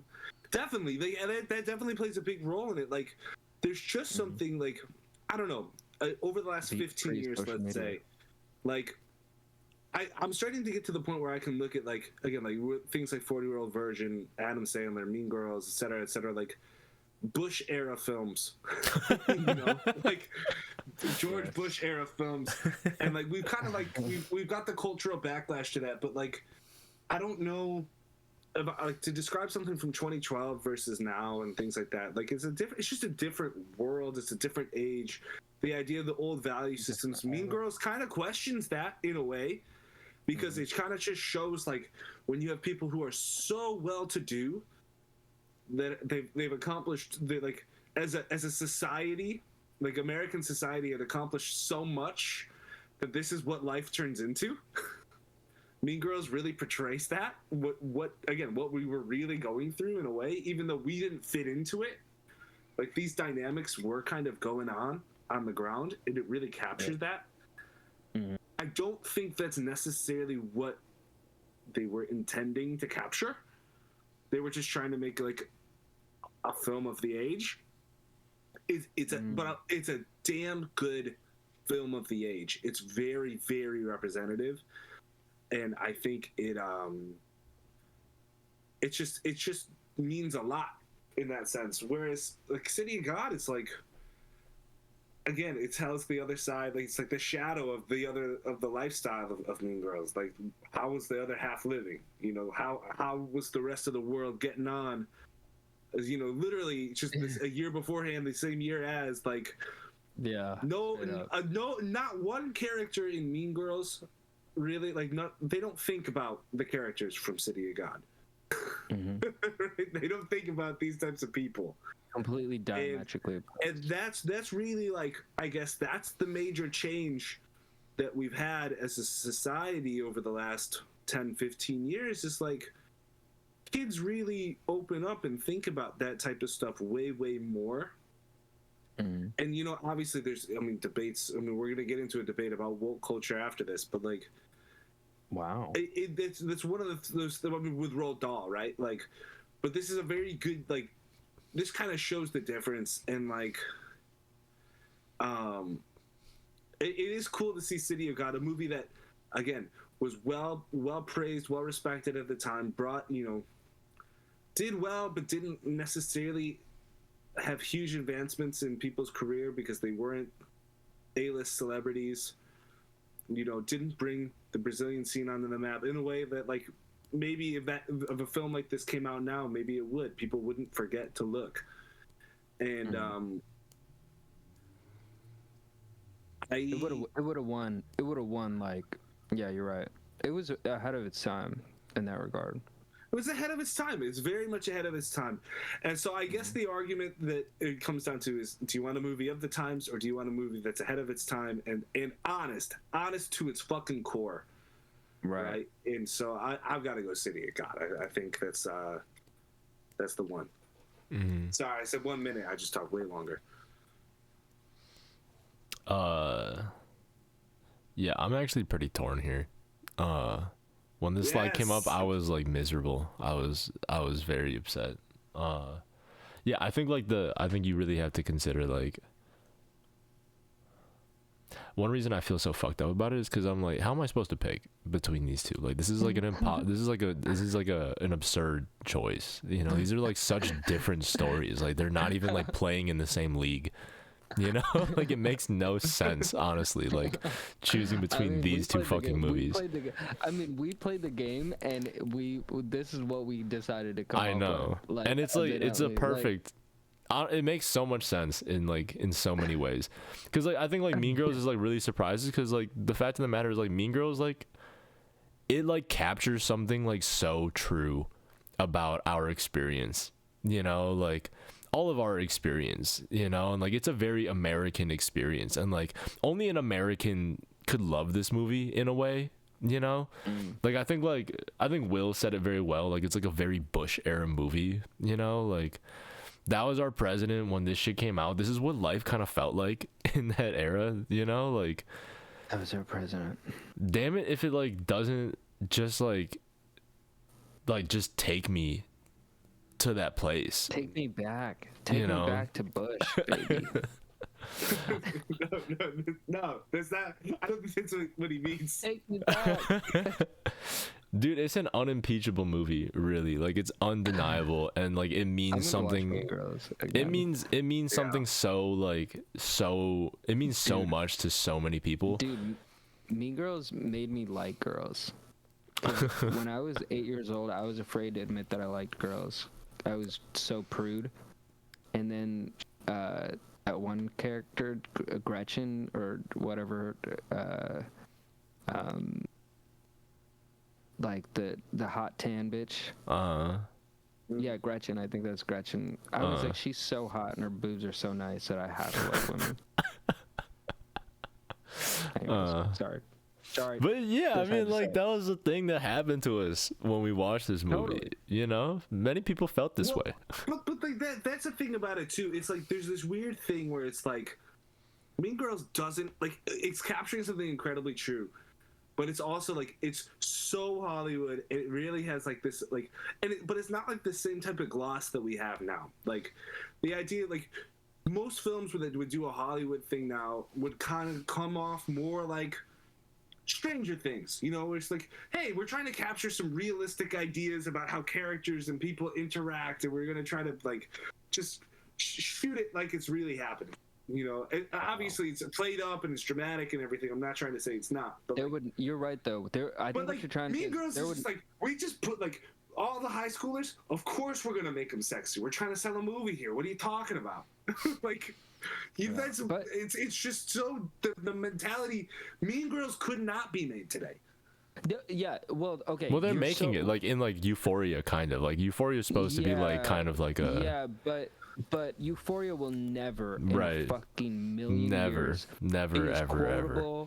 Does she even go here? Like, dude, there's nothing. It's got, and that's what Will, I think, is trying to say is that it's this crazy thing that like hit it on. And Will, I disagree with one thing that you said. It's literally like, just to say, like, I think it's like in the end, in a way, it's like the end of this American culture. Yeah, and like, but I will push back on one thing that you said, Will, is you're like, I don't even think they meant to, and I'm just thinking, I think Tina Fey knew so fucking well when she was writing this shit exactly what she was saying, because she just lived this hardcore shit. And like, you're right, pre-social media is like the only way to do it is to fucking write it in a goddamn script and just put it out in a movie. Like, shit, I can't believe I already voted for City of God, because I'm rethinking. The more you talk about it, the more you dig your hole, man. Here's what I'll say about City of God, though. To try to redeem this other side of the argument, because the more you talk about Mean Girls, the more you can't vote against it, you know. So I'm just gonna stop talking about Mean Girls. I think I'm gonna recast my vote. Oh, let's play a game. Okay, we all have to write our final, because I think what we all just did there is we all tied. We all picked both, to be honest. So let's do this. We're all gonna write. Grab a piece of paper. We're all gonna write down what our final choice is, and then we're gonna reveal it. Yeah. Man. Okay. Wait, hold on. Before this, can I just have 30 seconds to talk about City of God? Yeah, man. Because I need some time to think. I need 30 seconds on City of God, because I don't even know I don't know where my head is at anymore. You know, I don't know what I'm thinking. Yeah, for sure, do it. I think City of God is the movie that I wish I had so much more of growing up. You know, City of God is the world that I wish I lived in cinema. This is the kind of movie that I always want to watch. You know, if cinema portrays anything in in an ideal world, if I every time I sat down for a movie, watched a movie City of God, I would that would make me a better, realer person, a better human citizen. You know, it's the movie that I'm not I should never turn away from. You know, it's the movie I should always be looking for. You know, I totally agree. It felt like I was surprised, honestly, that I didn't when I watched that movie. I never felt more convinced of what I wanted to do in life. I mean, we started working on Moto right after that. It was I mean, I ended up making movies and shit, but to be honest, it was because of that movie. Dude, and that kid was us. Oh my God. With the camera. That kid is us. He was us. You know? That was the most aspirational image I'd seen in high school, where I was this is a place where I could I don't live in Brazil. I'm not from Rio de Janeiro, but this is what I want to do with my life. Yeah. It's I want to throw myself between great and powerful opposing forces, and just and look and listen and write it down. You know? Yes. That's what I'm trying to. This is a call. About. This is a call to life. You know, and living. Right. Yeah. Okay, that's my 30 seconds. I will say, on the other hand, though, just real quick, Mean Girls, man. I just thought about something.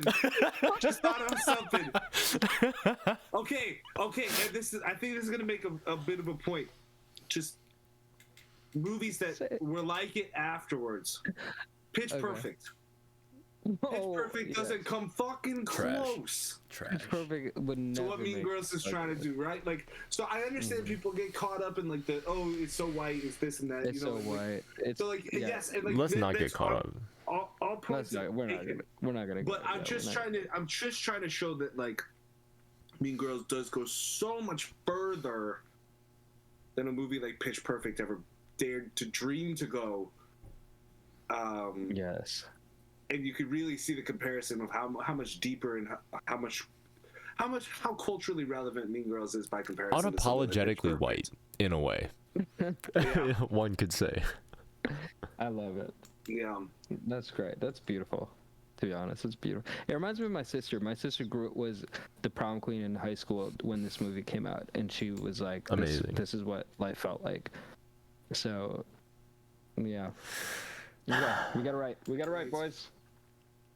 Damn.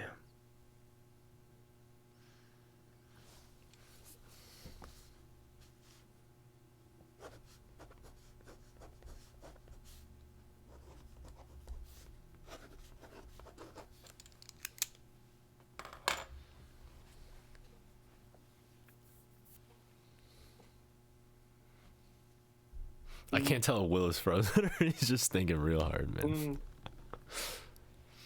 Okay. I don't know.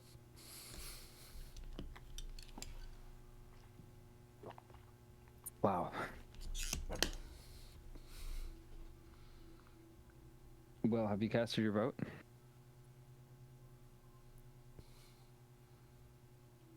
Yeah. Well, still thinking. Yeah, I've casted my vote. Do you Alright. have it? Did you write it down? Yep.